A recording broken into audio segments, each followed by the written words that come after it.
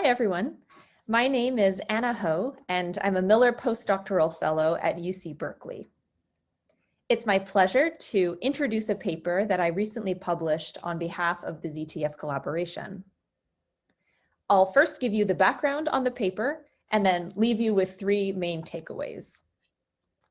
The background is that with surveys like ZTF, we're making movies of the night sky with better time resolution than ever before. It used to be that each frame would come once per week or once every 10 days or so, but today we get frames once per day or even once every few hours.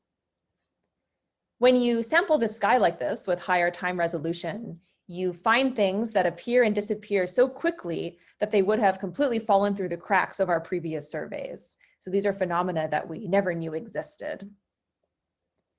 So it's these things, these fast timescale things that were the subject of our paper. And in particular, we present one of the biggest systematically selected samples of day timescale transients. So these are explosions in other galaxies that are so fast that they come and go within just a few days.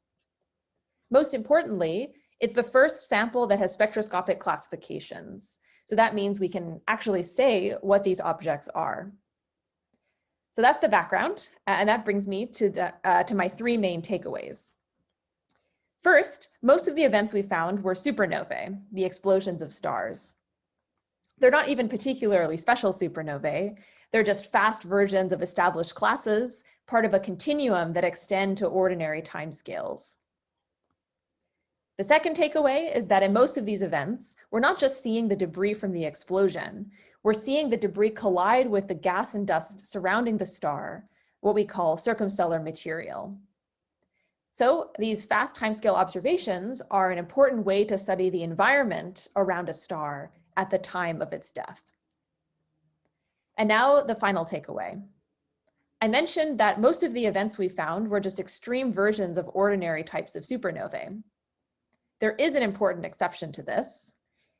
AT2018 Cow, or the Cow, was a very unusual transient discovered by the Atlas survey in 2018. It came and went very quickly, and for the last few years, there has been some debate about just how common 18 Cow actually is. In our paper, we showed that events like the Cow are actually extremely rare. So most other fast daytime scale transients are nothing like it. So that gives us an important clue as to the physical origin of this mysterious class of objects. So those are the three main takeaways. One, when you make a movie of the sky with one-day frames, most of the things you find are supernovae. Two, and most of the supernovae you find are colliding with circumstellar gas and dust.